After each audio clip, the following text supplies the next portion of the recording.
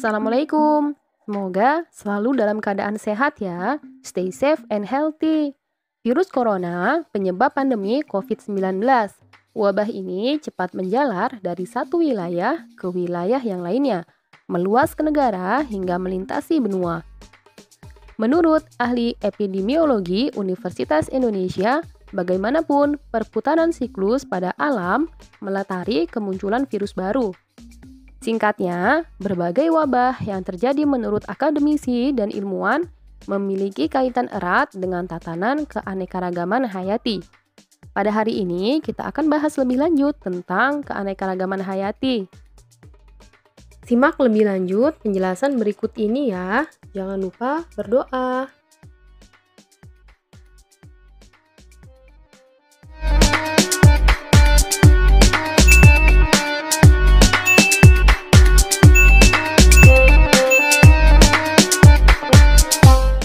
Sebelumnya, perhatikan gambar berikut ya. Pernahkah kalian melihat burung pada gambar ini?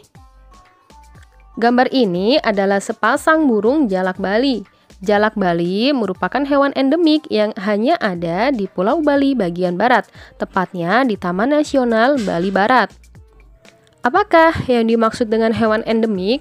Hewan endemik adalah spesies hewan alami yang hanya ditemukan di satu tempat dan tidak ditemukan di tempat yang lain. Burung ini hidup dengan memakan cacing, serangga, dan buah-buahan. Sehingga secara alami, burung ini berperan sebagai pengontrol hama, pemencar biji, dan sebagai polinator. Yang disebut dengan polinator adalah perantara penyerbukan tanaman. Binatang yang membawa serbuk sari ke putik, baik dari bunga yang sama maupun dari bunga yang lain. Selain itu, secara ekonomi, burung jalak Bali menjadi salah satu daya tarik wisatawan untuk berkunjung ke Bali. Sayangnya, populasi jalak Bali mengalami penurunan jumlah. Banyak faktor alami dan non-alami yang menyebabkan penurunan populasi burung ini, termasuk akibat aktivitas manusia. Itulah sebabnya burung ini merupakan burung yang dilindungi sejak tahun 1970 dan tidak diizinkan untuk dipelihara di luar habitat aslinya karena termasuk kategori hewan yang terancam punah. Sangat disayangkan jika kekayaan hayati Indonesia ini harus punah, bukan? Yuk kita semua ikut dalam upaya pelestarian keanekaragaman hayati ya. Keanekaragaman hayati berarti keberagaman yang ada pada makhluk hidup. Keberagaman dapat ditemukan pada tingkatan gen, spesies, dan ekosistem. Keanekaragaman pada makhluk hidup ini terjadi akibat adanya faktor genetik atau keturunan dan perbedaan faktor lingkungan. Yang pertama, keanekaragaman hayati tingkat gen. Keanekaragaman tingkat gen adalah variasi susunan gen pada satu spesies atau satu jenis, di mana keanekaragaman gen dalam satu spesies makhluk hidup yang menimbulkan variasi disebut varietas. Contohnya, varietas buah mangga seperti harum manis, gadung, bali, dan mana lagi, di mana tampilan berbagai macam buah mangga ini berbeda warnanya, tekstur kulit, dan rasa. Yang kedua, keanekaragaman tingkat jenis. Keanekaragaman tingkat jenis merupakan variasi yang terdapat pada makhluk hidup atau antar spesies dari satu famili. Contohnya, keluarga polong-polongan atau kacang-kacangan seperti kacang tanah, kacang buncis, kacang hijau, maupun kacang kapri. Jenis kacang-kacangan ini dapat dengan mudah dibedakan karena di antara mereka ditemukan ciri khas yang sama, namun dari sisi ukuran, kebiasaan hidup, bentuk buah, dan biji serta rasanya berbeda. Yang ketiga, keanekaragaman hayati tingkat ekosistem. Indonesia dengan bentang alamnya yang luas memiliki beberapa ekosistem, seperti hutan hujan tropis, hutan bakau, dan sabana. Hutan hujan tropis dihuni oleh tumbuhan yang beraneka ragam, mulai dari yang berukuran kecil hingga pohon besar. Selain itu, di hutan hujan tropis juga hidup beraneka ragam hewan. Hutan bakau terletak di rawa dan pinggir pantai dan hanya ditumbuhi oleh tanaman mangrove. Hewan yang biasanya hidup di hutan mangrove adalah ikan dan burung laut, sedangkan sabana adalah wilayah yang didominasi oleh tanaman jenis rumput. Hewan yang hidup di dalamnya juga cenderung mamalia kecil dan burung.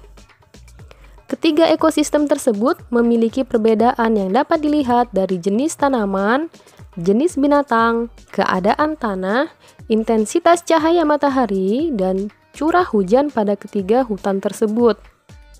Perbedaan yang terjadi pada ketiga daerah ini disebut dengan keanekaragaman hayati tingkat ekosistem. Keanekaragaman hayati tingkat ekosistem adalah keanekaragaman hayati yang terjadi antar ekosistem. Tahukah kalian bahwa Indonesia termasuk negara yang memiliki keanekaragaman hayati tertinggi kedua setelah Brazil?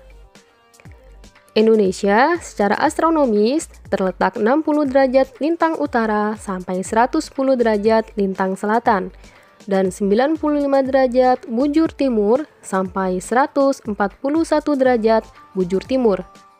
Sehingga Indonesia memiliki iklim tropis. Wilayah Indonesia memiliki curah hujan yang tinggi dan cahaya matahari sepanjang tahun. Keadaan inilah yang mendukung untuk hidupnya berbagai macam organisme. Sehingga Indonesia memiliki keanekaragaman hayati yang tinggi. Fauna Indonesia dapat dibagi menjadi 3 wilayah, yaitu wilayah barat meliputi Sumatera, Kalimantan, Jawa, dan pulau kecil di sekitarnya. Wilayah tengah meliputi Sulawesi dan Nusa Tenggara. Sedangkan wilayah timur adalah Papua dan pulau di sekitarnya. Hewan wilayah barat memiliki ciri-ciri yang sama dengan hewan yang ada di benua Asia, sehingga disebut dengan hewan asiatis. Hewan asiatis biasanya berupa mamalia berukuran besar dan sedikit burung berbulu indah. Contohnya, gajah, badak, dan orang hutan. Hewan wilayah timur memiliki ciri-ciri seperti hewan di benua Australia, sehingga disebut dengan hewan australis. Hewan australis biasanya berupa hewan mamalia berukuran kecil, hewan berkantong dan berbulu indah, seperti kuskus dan cendrawasih. Berbeda halnya dengan hewan yang ada di wilayah tengah, hewan ini memiliki ciri-ciri peralihan antara hewan asiatis dan hewan australis. Contoh hewan peralihan adalah komodo, anoa, dan maleo. Manfaat keanekaragaman hayati. Keanekaragaman hayati bukan hanya memberikan manfaat langsung kepada manusia, namun juga sangat penting dalam mempertahankan keberlangsungan ekosistem. Sebagai contoh, hutan hujan tropis dengan keanekaragaman hayati yang tinggi lebih mendukung untuk kelestarian ekosistem dibandingkan dengan ekosistem pertanian monokultur. Seringkali kita mendengar bahwa ada hama tertentu yang menyerang padi, misalkan hama wereng. Hal ini terjadi karena hanya ada satu jenis tanaman yang ada di sana, yaitu padi. Ketiadaan predator alami wereng menyebabkan terjadinya ledakan populasi wereng sehingga populasi wereng meningkat tinggi. Selain itu, petani juga harus menambahkan pupuk pada lahan agar tanaman padi dapat tumbuh dengan subur. Berbeda dengan hutan hujan tropis, dengan adanya tanaman dan hewan yang beraneka ragam, maka kesempatan satu jenis hewan untuk meningkat populasinya dengan cepat menjadi berkurang.